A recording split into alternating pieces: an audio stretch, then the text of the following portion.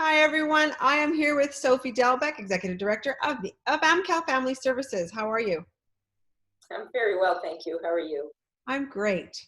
AMCAL Family Services, just for those of you who don't know, is a nonprofit community organization committed to promoting and preserving healthy family relationships. They've been in operation for over 40 years. AMCAL has served the West Island community and supported children and families in crisis for that length of time. It's amazing. Through their various programs, they strive to strengthen the community and anticipate advocating and advancing the role of families. So you have a very important role in our community, getting families organized. I see you every year at the AMCAL festival, the feast that we have with all the restaurants that come together. You're definitely connected to the families, and the point of this particular interview for both of us is to make sure that the community knows your services are still available. Yes, so actually I'm very proud to say that we really didn't miss a beat with this whole thing.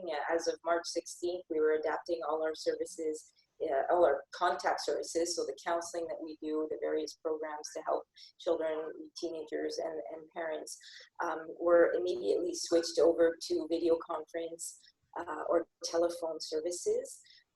We're very lucky that we have such a high-level team, a very professional team that has experience with these different mediums to meet parents. So it really wasn't, I mean, there was a bit of an adjustment, of course, but it was pretty seamless. I'm very proud of that. So even though we closed the residence, because it was contact and teens, the residential program is where teens between 12 and 17 come to AMCAL after school, return home on the weekends, but with no school and with no contact services, that had to be put on hold.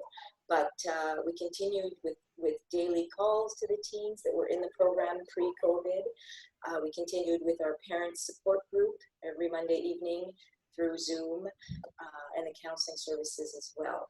So it's been challenging, but I'm very grateful for the amazing AMCAL team that was, that really was present and so quick to adjust and adapt to continue helping families and youth in the West Island.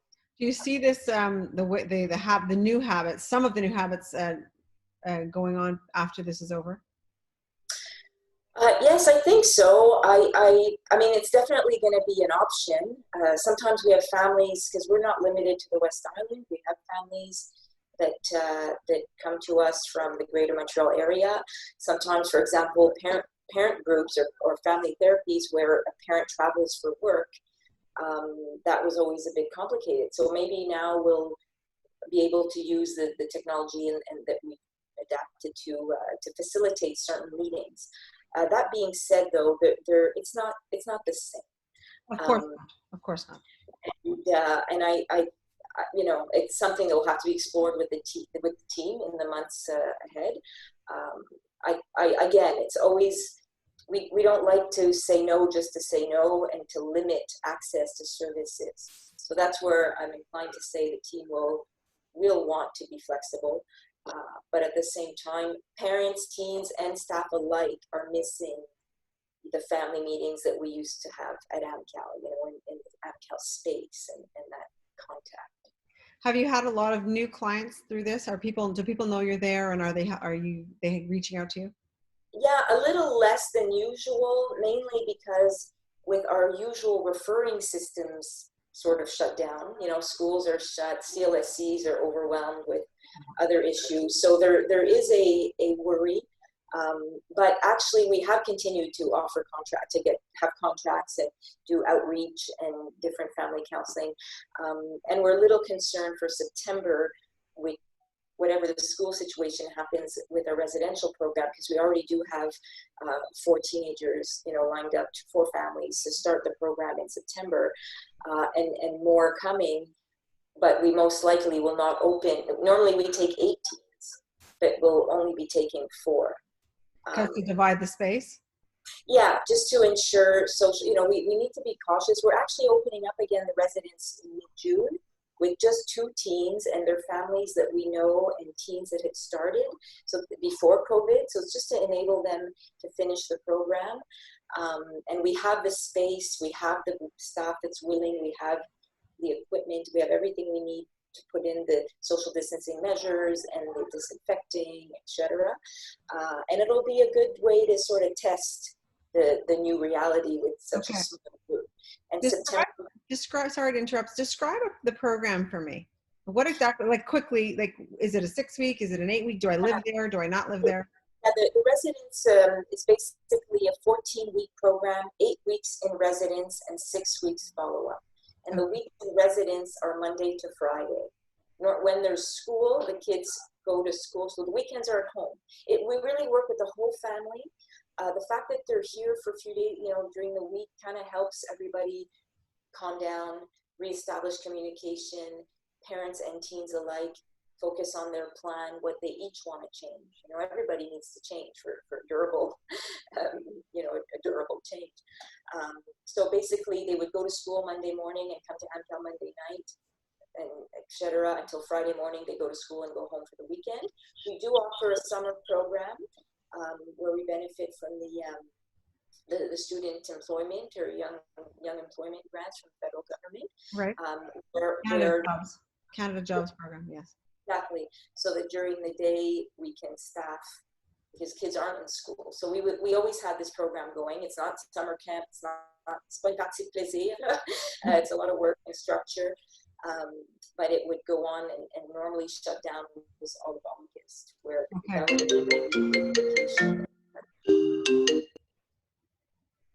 There we go. Are we back? That was a little confusing for this girl. I thought that was a Sorry. Okay. Now tell me what it would be like for me. In what situation would I call you? Why would I call you for help if I was a mother in a family? What would the dynamic be? Well, every situation is unique, of course, but the general traits are parents calling us often because of difficulty with communication. So again, a sort of communication breakdown where things have added up in their family, situation has worsened, and they're just having trouble getting through to their teens or their children, because we have children aren't in the residence, but then we do home and AMCAL meetings, so same sort of counseling, same approach where everybody has to put in the effort to change. Also, often we have parents, they know what they have to do, but they just are having trouble doing it, the consistency, consequences. So they just, AMCAL is there to support, to help with tips and tools, help hold everybody accountable, and just give them that sort of push to make the changes that they want to make.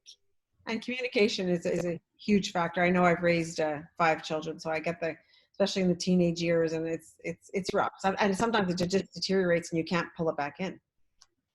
Yeah, and I think there's a lot of also different expectations, that and I have 3 teens at home right now, and you go from having this cute little kid that cuddles and comes and tells you their whole lives to sometimes overnight you don't exist. They don't talk. Exactly. And so there's a lot of, it's a kind of give and take. At the same time, you have to have your boundaries, your rules. As a parent, you have to know that you're the boss of the house, and you're allowed to. There are expectations. So it's kind of guiding parents through, what battles to fight, what values, what rules they really believe in. I'm sure you won't be surprised to hear a big part of that is also both parents being on the same page, whether it's a blended family or the original family. When you have two, there's 2 parents usually, and whether they live together or not. So that becomes an issue too. So we do work a lot with the parents on coming together, and we know stresses in a family. We all as individuals, we were all raised differently. We all have different views. So sometimes parents don't see eye to eye, on what to deal with their teenager. So whereas one parent might think, oh, just let her be, she needs her space. The other parent might feel it's unacceptable. So we work a lot with the parents as well. The co-parenting piece is very important. Okay. So now tell me, how are families coping right now with this pandemic? Have you seen a lot of extra or a lot less?